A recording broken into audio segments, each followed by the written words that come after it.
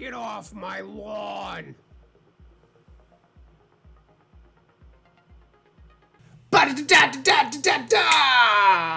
What's up, everybody? Welcome to the Magic Dads podcast. My name is Blake. I'm here with Stefan. Hey, how you doing? Good. How are you, bro? Oh man, it's been a day. I feel great. How you doing? Yeah, I'm good. We got a lot to talk about. So, good. Before we go any further, I just want to remind you that there's a link to our Patreon campaign down in the description of this video. You can go there, check out all of our extra content. Also, subscribe to the channel if you haven't done so already. Please make sure you turn that notification button on so that we get to annoy you every time we upload a video.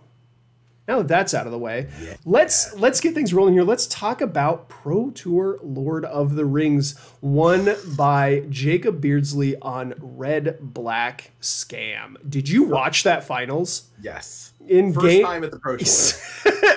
On his birthday. On his birthday. Against absolute legendary. I have not ever seen a turn 3 Ulamog, I don't think. And I did not imagine that the first time I saw a turn 3 Ulamog, it would be out of the scam deck. But wow.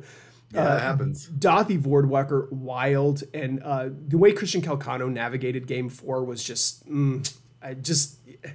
that's gonna go down as one of the most legendary, that game 4, one of the most legendary games on Pro Tour finals of all time. And you just love to see the underdog win, honestly. Like, I would love for Calc to get a win, but I can't be mad that Jake Beardsley got a win. Yeah, especially coming off of Reed Duke winning against an underdog in the last Pro Tour. Yeah, we got our hero story this year already. Let's give the underdog and both players watching those two interact with each other. Both of them were so amiable with each other and having such a good time with the game. Yes, they were, truly. And at the end, like that hug, like after he gets up to shake it, Jake gets up to shake his hand, and Christian like hugs him. I'm like, oh my god, it's just very genuine. I was in tears. I'm not gonna lie. I had some tears. Yeah, it was so genuine, and I love to see it. And now we're going to talk about, maybe not the Pro Tour, maybe not, anything that high level, but it's kind of like the Pro Tour to us. We're going to talk about the Canlander Championship Series. And let's just real quick take a look at the current leaderboard. So 3 weeks from the time of this release, around about that, we have the third championship qualifier, the Win a Duel at Game Castle on August 19th for Canlander. So let's take a look at leaderboard.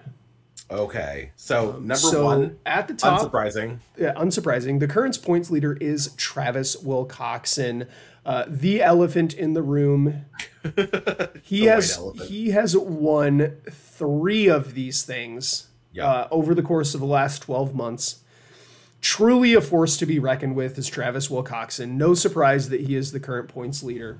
Yeah, consistent, powerful deck. Absolutely shows up, and he aims to win. He's the kind of guy who will he's there to win to win the tournament. So he won our most recent event with Mono White Death and Taxes. He has already got his qualification. In second place is the finalist from that tournament, Mitch Keller. Good player, fantastic player. Yeah, great person. Good person, fantastic person. So Mitch, known for his blue-white affinity artifact Stompy deck. Yep. Yeah, he's got Mishra's Workshop. He plays all of not all of, but he plays like the cards from Brothers War where like they have the mana cost and prototype. Steel Seraph specifically. And his words to me always like, I'm never planning on playing the prototype cost. I'm always paying the colorless cost. I want the big one. I want the big one. Yeah. Mitch looking good for this season. In third place again, another familiar face. It's Ryan Brown, our player from Waterloo. He makes quite the trip up here every time to play in one of these things. Again, consistent top finisher. Yeah. Most recently been on Naya Turbo Initiative. Yeah, he played that in the last tournament. He went up against, or not the last, but the first of the year, he went up against Jake in the finals, and they were on the mirror match. Yeah, the mirror match. Yep, he's got 4 Canlander top 8s. Yep. Let's see, 2 with Teamer Tempo, and then 2 with the Naya deck. Yep. And he made it to the finals, one of those. Yes. No, he has made it to the finals in twice in 2 tournaments. Yep. 2 tournaments, yeah. And has lost on both of them in but fought it out. That's a great finish. You gotta respect that. You're not mad about the making it to the finals at all. No. In 4th place we got Sean O'Dean, our requisite Gabos player. Yeah. Sean, just a really lovely dude. You know, he knows what he is. You know what he is. He is little angry dudes, goblins. So he is also a player who has gotten so much better the more he's got committed to a deck. And I think it's the same reason that Travis has done well, where when you're committed to a deck, you're just seeing better results the longer you play it. Getting those reps in there, definitely gonna help you out. Staying consistent, staying with that archetype. He's changed his points actually. He is on 2 off-color Moxen. And the Price of Progress. So he's triple Mox Progress. Triple Mox Price of Progress. Yep. And he is mono red, but he's playing 2 off-color Moxen. Yeah, I think that's totally fine. In 5th place currently is Tanner Lighting. Tanner, I recall, brought Mono Green Stompy the first go round, and I believe, I could be wrong here, I believe it was Teamer Tempo with the top 8 finish in this most recent event. Again, consistently a good finisher, lovely player. And, level grinder. Yes. And in 6th place we got Jacob Scott, who won our first Canlander Championship qualifier this year with Naya Turbo Initiative.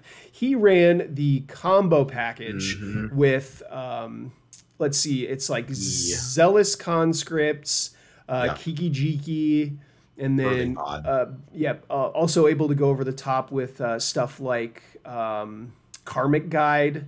He was playing lots of 5-drops, and that really kind of gave him the edge in the finals there. It was a mirror match. And, really, really grindy mirror match. And those creatures with their ability to, go infinite, as it were, are what was able to clinch that victory for him. As I recall, he stole Ryan's creature with Zealous Conscripts and killed him with those creatures. I believe so, yes. Yeah, it was a great play. In 7th place, we've got Joe Aarons. Joe, probably our most mad scientist, our maddest scientist. That's exactly what I was going to say. He's a most crazy recently one. Has been playing the most dangerous gamer. Yep. From Infinity. What do you call those? Attractions? Yeah, it's the attraction deck. So it's like basically a Golgari deck, but then he splashes white for removal and for some ephemerate style effects. He's also got reanimates and attraxes and things. So it's like a grindy rock deck, but also it can go over the top with some of these reanimator things. Just put this giant creature into play. And that deck is a brew, and I love to see Joe in here at the top of the standings with all of these other guys. Rounding out the top 8 is Thomas Andreessen. Thomas, known for playing the mono red prison deck. Oh, right. So big red. Yes, the big red deck. I love that deck. He's powered by a Soul Ring spread, and he doesn't have to concern himself with all these colors of mana. He's just going to ramp out some giant stuff or put a Blood Moon into play and hinder your ability to play the game, which is something that a number of these mono red decks plan to do. Yeah, I love the Gear Hulk in that deck. I think it's probably one of the being able to that Gear Hulk will just deal you 18 damage and the game will end on the spot. His mana value count is so high that it's such you could let him draw 3 that could kill you, or you could just die on the spot. So those are the current top 8 points leaders. I just want to remind you that for this tournament at the end of the year, the Canlander Championship, where you will have a chance to win the Canlander sword, the one of one Canlander 2023 sword. I'll link to the video, where we debuted that. It's a wonderful piece of craftsmanship. So this is going to be made up of the 4 winners of the qualifiers and then the 4 points leaders. And if we have overlaps on winners, like multiple winners, so multiple qualifications will pass down to the next highest points leader, and then seeding in this top 8 tournament will be best of 5 games, and it will be seeded based on points. So the highest points leader at the end of the season will be in first. They will get the option to play draw because we are using the modified play draw rule. So naturally, if you have any other questions about how that tournament is going to be structured or when it's taking place, et cetera, feel free to leave that down in the comments below. Yeah, we'll monitor and respond. Also, if you want to see or hold the sword, it is at Game Castle in Ankeny. Yeah, right now. I had it out at the Saturday Legacy tournament, and I was showing it off. And I was convincing people that they need to come play Canadian Highlander with us, man. That's good. And with that out of the way, let's talk about a little bit of the metagame. What do you like? What do you think looks good? What are you expecting to see? I know I have thoughts, but sure, go ahead. Okay, so we kind of talked about the lists that have performed well in prior tournaments. We have the Naiad Turbo Initiative. Naiad has done really well. Mono White has done really well. Very much. Yep. Mono Red has done really well. Yep.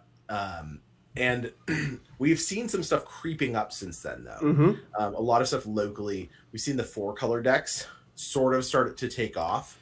And we've seen a couple locally where players have just taken those really good stock 3-color mid-range decks and added a splash of a 4th color. Yep, just gone over the top a little bit. Very much. So I think that's really what those decks are hedging against is you got mid-range decks, and the way that you win those mid-range deck mirror matches, as it were, is to just be the bigger mid-range deck. To have the game plan that's either like you have a kill switch where you just have something that just goes infinite, and if you get that sequence of cards, you win the game on the spot unless your opponent can interact with you.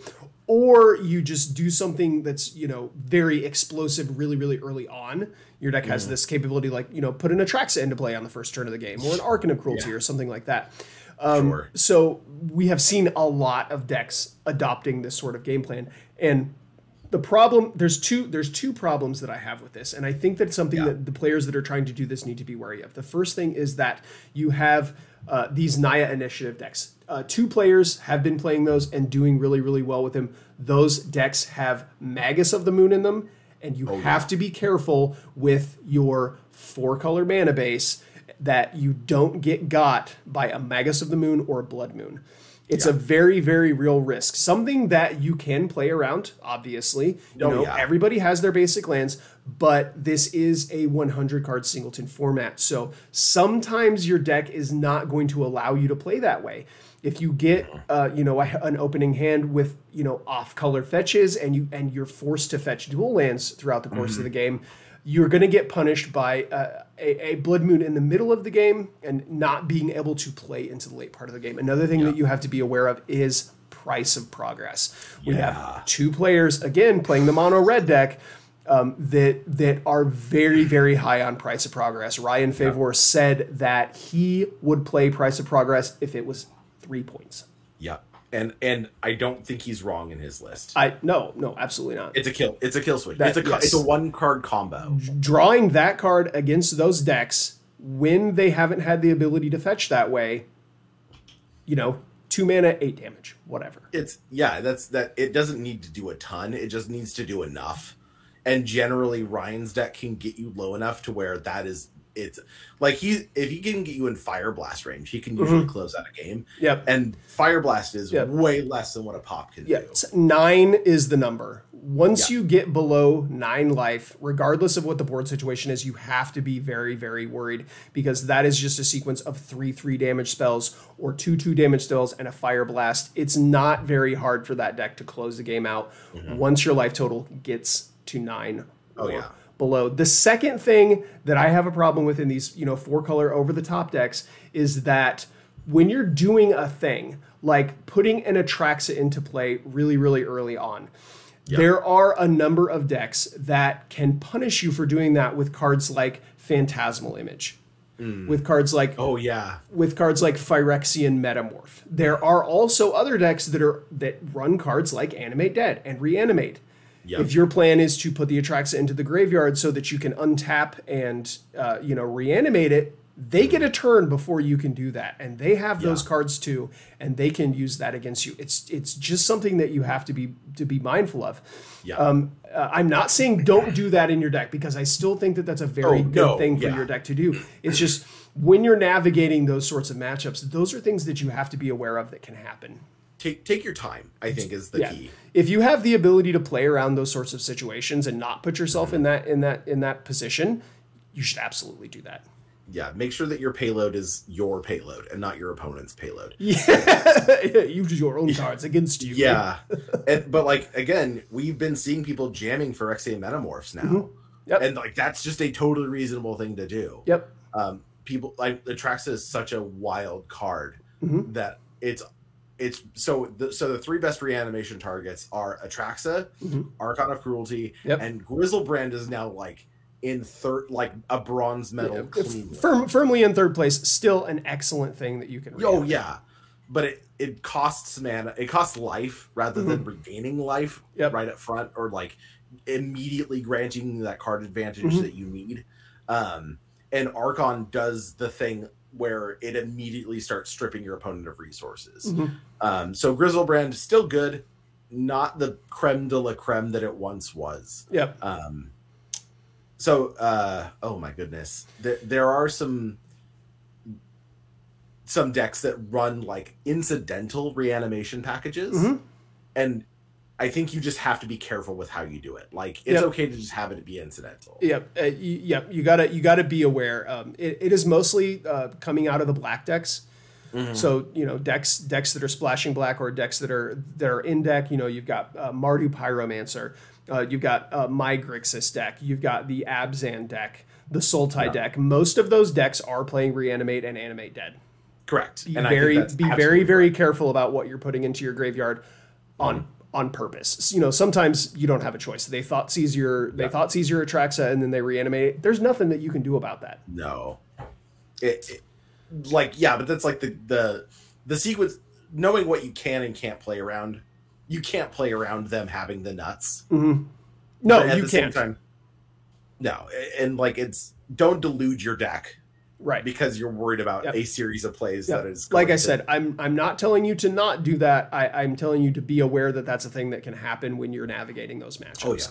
So don't let it tell you. Another thing is that when you have these sort of mid-range decks that are just kind of just getting bigger and bigger and bigger, is that cards like Mana Leak and Counterspell and Mana Drain, they go up in value precipitously. So I wouldn't be surprised if something like Blue-White Control is able to really capitalize on these mid-range decks that are trying to fight against each other. And they will just come at the metagame from a different angle. They'll exchange resources in a way that, I can exchange my 2 mana Counterspell for your 5, 6, 7 mana thing, and I will still have mana left over to interact with your board or to commit my own thing to the board and come out of that exchange profitably. Like I said, I would not be surprised if you see a deck like Blue-White Control making a comeback, really able to capitalize on how big these big mana decks are getting. Yes, Sphinx's Revelation. Like, if you can mana drain into a Sphinx's Rev, like, you basically won the game there. Like, I would love to see that happen. I would love to see that happen. I think it's totally reasonable to jam some of these higher value X mana spells. I don't want to give away too much tech, but I've seen some control decks that are jamming X mana spells that can end the game quickly. Yeah, and it's very sick. It's very cool. Yeah, I do think that there is a world where people are going to be operating on different different turns, right? Mm-hmm. Like the control deck just has to kind of hold on, and I don't think necessarily the control deck is an auto lose to like red deck wins, but it's definitely going to have a harder time. Right. That is something, you know, and you know, you get lucky in the pairings sometimes. So maybe you just roll the dice, you play blue-white control, and you hope you don't get paired against mono red or goblins. The matchups are very winnable if you draw a specific sequence of cards. But you also, you know, struggle a lot if you don't have those cards or if you have to mulligan, etc.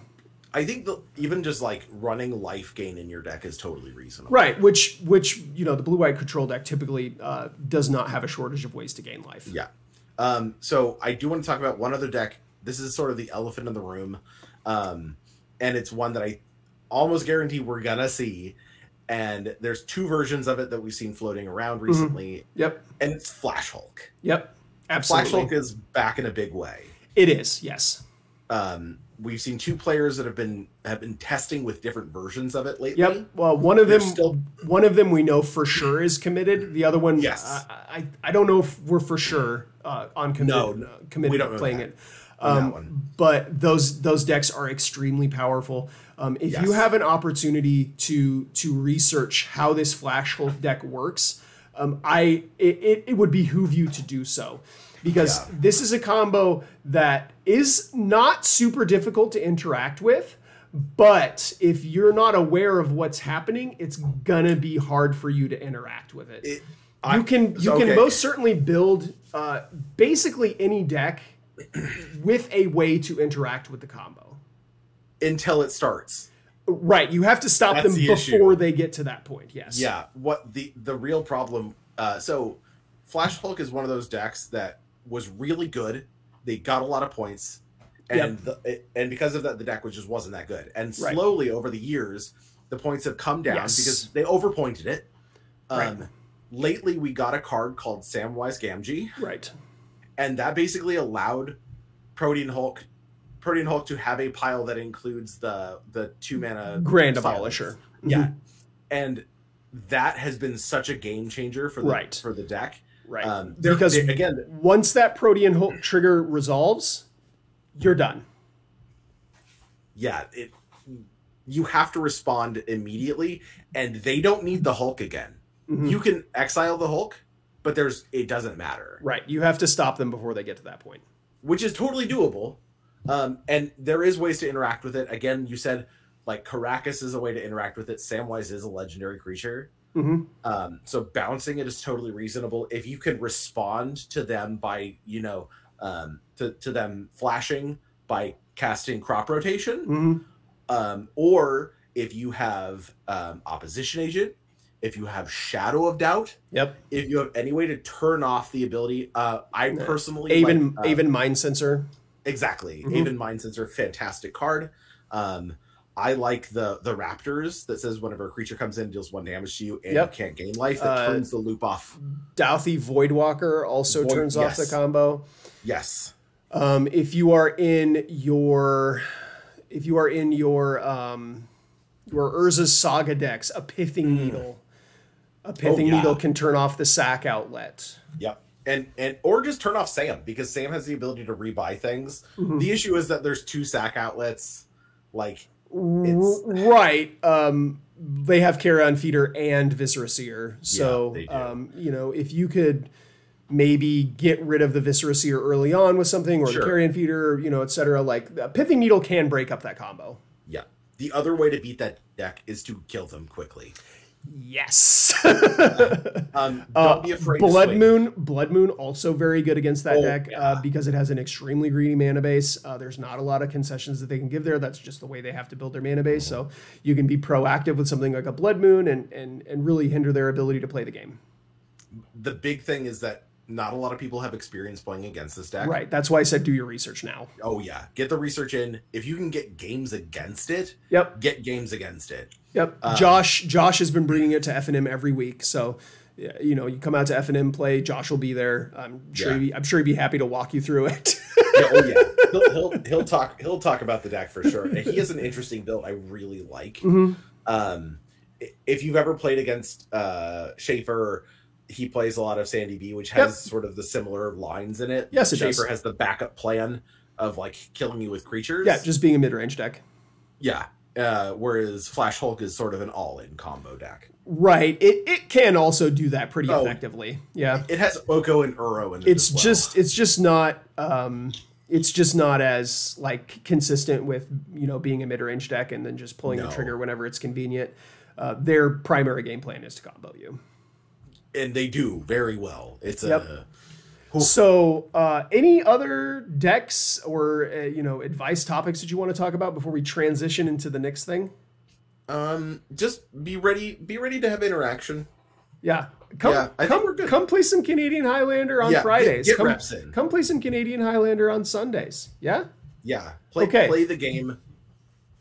So, I'm going to need you to sit down for this next part because I am going to present you, and I'm talking to you, the viewer. I am going to present you with something that I have been cooking for quite some time, and that is that I think Canadian Highlander would be a lot better if you had access to a sideboard.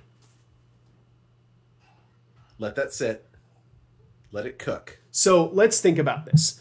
What is another 100 card singleton format that a lot of people play? Commander. It's Commander.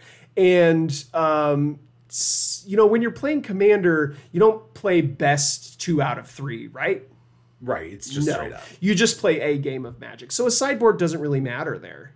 No. And it's also not competitive. That's never been a concept for Commander. No. But when you play Canadian Highlander, you play best 2 out of 3 games. And, you know, there's a lot of matchups or decks specifically like Flash Hulk or, you know, other combo decks of that nature where you could have cards in your deck that are specifically for that matchup, but they would be super dead if you drew, like, say, a Grafdigger's Cage against Mono Red. Sure, yeah. But a Grafdigger's Cage would allow you to have at least a little bit better of a game against a Flash Hulk deck. Yes. So yum yum yum. Yum yum yum. I like a Grafdigger's Cage. So there's a lot of other other matchups where mono red specifically maybe you have something in your sideboard for that matchup or whatever. Like the metagame is so diverse. Sure. And there aren't enough good bad cards. I'm going to use that phrase. Good bad cards for you to put in your deck to be able to play against these other decks and I think that the format would benefit a lot from being able to metagame in a way that includes a sideboard. So for a long time I was against this. Tonight we talked about some of the caveats. Yes.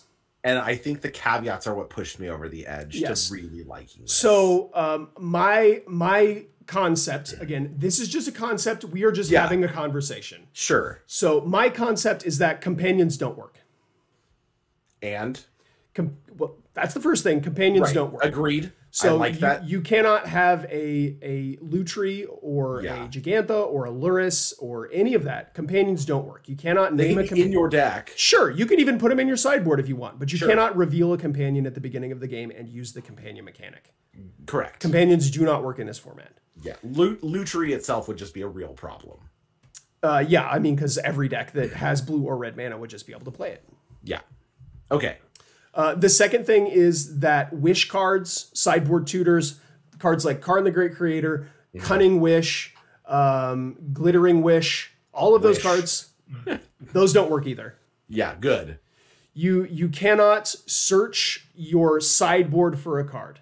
Yeah, there's no find a card outside the game and bring it into those cards don't work. Karn would still be able to get you an exiled card. Sure, if your opponent ashes to ashes your Shadow Spear and you play a Karn the Great Creator, you can go get your Shadow Spear back from exile. You can do that, but you cannot build a Karn board and play a Karn the Great Creator and get a sideboard card with the Karn down tick and then play it. That does not work in Canadian Highlander. The concept here is that we're designing a sideboard in a way that you can't break it in ways that other ways that it has been broken. We genuinely just want it to be a way that you can mindfully change your deck between games in a match. Yep. To shore up a game. So it makes it feel like you're making more decisions. Yep. And you have access to, you know, cards that are good against, like, you know, I play a lot of blue-black decks, blue-black-red decks, blue-red decks. And these decks, not blue-black, as black is, you know, generally okay. But anyways, they really struggle with graveyard decks. Because there's not a lot of incidental graveyard hate in blue-red. And so having access to cards like Grafdigger's Cage, like, you know, stuff like that out of the sideboard, you know, or, you know, you get paired against the big affinity deck, Mitch's deck, and you know, the Artifact Stompy deck. You could have a Force of Vigor in your sideboard because that's certainly not a card that you would want to play in your main deck. Or Brotherhood's End. Right. Yes. Yeah. Any of these cards, having access to a sideboard where you can change the cards in your deck in between games to give you an edge in the matchup for games 2 and 3, I think would lead to better gameplay for everybody. Yeah. And we don't know the size of a sideboard necessarily, like 15, 20, 10. Your proposal was 19 cards because you're a Batman. I like 19. I like a 19 card sideboard. But I don't think we want to spend a lot of time, like, I think you want your decisions in building the sideboard to be impactful and mindful in the same way that when you're playing in Modern or Legacy, that your decisions are impactful and mindful. Right.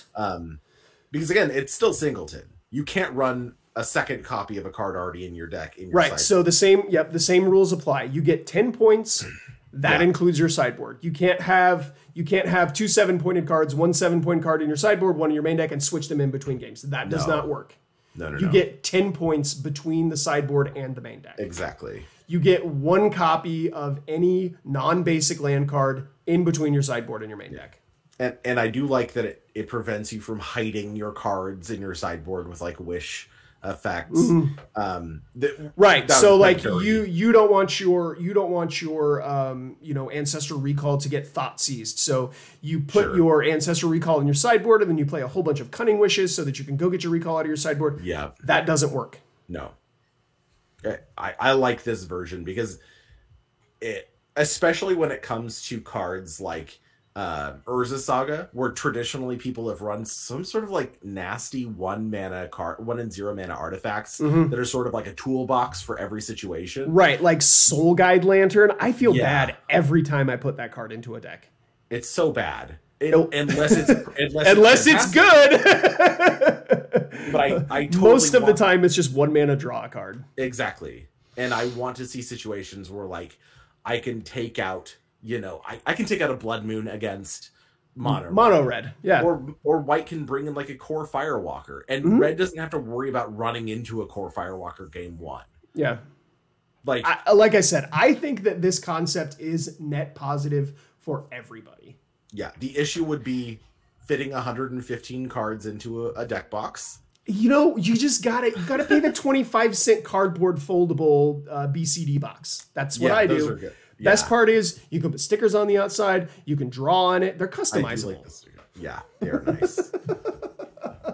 So if there's any other like wild things that you can think about that would be problematic with having a sideboard in Canadian Highlander, please let us know down in the comment section of this video. And you know, I can't think of anything else. No, I think this is totally fine. I would love to try it out some Fridays just to kind of get a feel for the texture of the gameplay. And, you know, definitely watch time limits. I don't want people spending, you know, forever sideboarding. in the same way that that is a concern. But if we can play, you know, a game of Modern or Legacy or Vintage or whatever with sideboards in 50 minutes, we can do it with Canadian Highlander too. You just have to be prepared. Yeah, just be ready, know your matchups, know what you need to bring in, and make your sideboard answers more flexible. It's not, you know, pinpoint accurate, you know, it's to beat this one deck. It's more of a blanket, like, you know, this is to deal with graveyard decks or deal with combo decks, you know? Yeah, I do like it. Perfect. I'm glad you like it. And viewer, I want to know how you feel about it too. Yes, so let us know down below. As always, thanks for watching the Magic Dads. And we just want to remind you that we're proud of you. Bye, guys. Love you. Kiss, kiss.